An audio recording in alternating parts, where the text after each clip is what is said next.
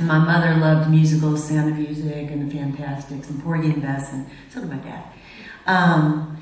I loved those artists. And Judy Collins, I adored Judy Collins. And I went to church camp. My parents sent me to, why, I do not know what they were trying to get across to me, but I went, and a 15-year-old girl, much older and wiser than me, said, "Have you heard Joni Mitchell?" And I said, "No." She was like, "You need to listen to Joni Mitchell." So I went home, and I got, she had 2 records out by then, and Clouds was her second record, and I went and got that. And I dropped the needle on the vinyl, and I like to describe it, you know, as like the first time when my friend Dave gave me a ride in his Tesla, and I got in, and he put it in insane mode, and floored it, and I was pinned back. It wasn't like a plane taking off, some of you know, I suppose, and it was like a rocket, and I was pinned back in my seat, and thunderstruck and breathless, and that's how I feel about the first time I heard Joni Mitchell. So yeah, many years later, and I learned everything I could. We'll talk about that. Many years later, I had a second record to make, and that was probably 1991. And Larry Klein was married to Joni at the time, and I admired his work on her records. We somehow met one another and talked, and he wanted to produce my record. And I thought, well, I can't go wrong with this guy because he's brilliant, and maybe I'll meet his wife. And I surely did. They had a studio inside their house in Bel Air, and it was called Kiah Studios. And it was just right off their living room, and that's where I made Fat City, in Joni Mitchell's studio with Larry Klein, yeah. And Joni was around a fair amount. She even played on one of the tracks, or she sang. She clapped her hands, I think. That counts. That totally. Yeah, it counts. It totally counts. But she was in and out of the studio a lot, and we chatted. She is a great storyteller and long-winded in her stories, and articulate and smart and elegant with a street smart, vernacular, fascinating and funny, and talked about everything. I remember talking about all the therapists she'd been to, all the shrinks she'd been to, and doing their accents perfectly and making fun of them. She thought they were all quacks. But on and on and on. And so I'm dying, I'm just dying. And I had this experience while I was working there.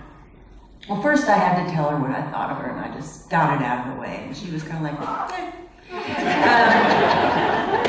I had this experience where I had an upsetting incident with the man I was seeing at the time. And I was really upset. Like, I felt like I couldn't work. I had figured something out that wasn't nice. And I went to her, and I said, "Joni, I'm really, I figured she's been in a few relationships. We've all heard about them." Yeah. And I said, "I'm really upset. Here's what happened. What do you understand? I mean, what do you think?" And she said, "Let's throw the I Ching." So that's what we did. We threw I don't remember what it said. It was way over my hairdo. And, but that's what she wanted to do. And I saw her notebooks, and, one more thing. I had a song on that record called "Kill the Messenger," and I was trying to figure out this lyric, and it was, sometimes someone drifts by and our nets get entwined in the, and I go, "Joni, what should I do?" And she goes, "Sea." In the sea. Of course.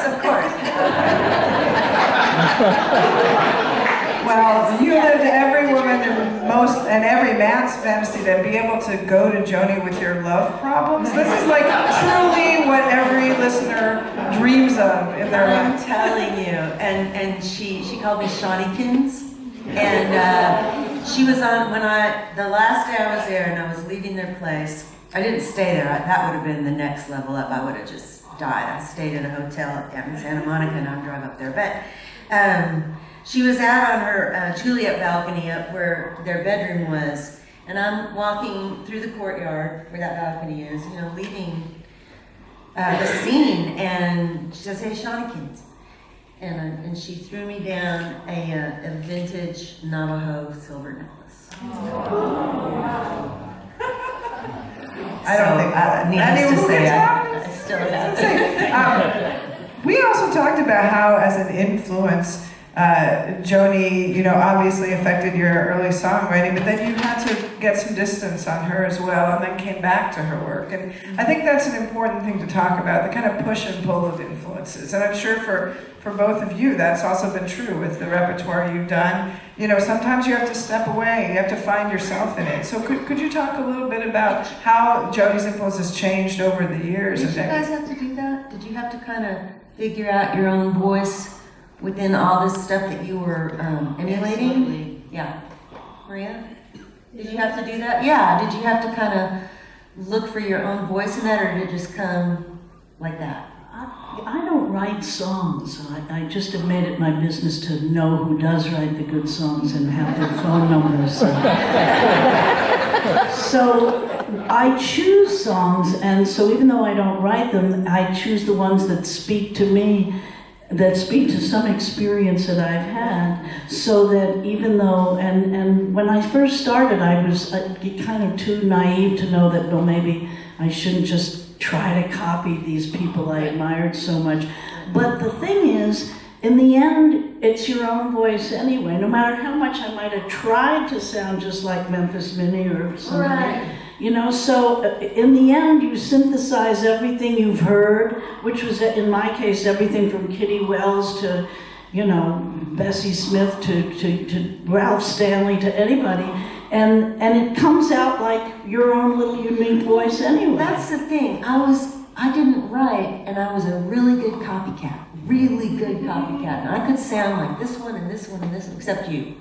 I didn't sound like you. You're just so great and unusual to me, and the things you do and the ranges that you do them, no, I couldn't do it.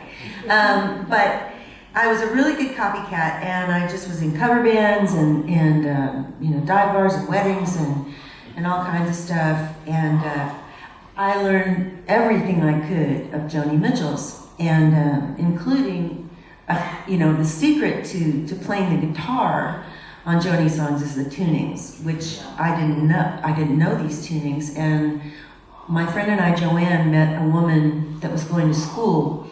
Going to college in the town that we lived in. Her name was Judy, and we found out that she knew a Joni Mitchell tuning, and we chased her ass down. So once I started learning the tunings, then I was a goner, and that I just played so much of her and could really do a pretty good imitation that at some point, yeah, I felt like you better, you know, kind of back off of the Joni Mitchell, or you're just gonna be in Vegas with a Joni Mitchell costume on. You know?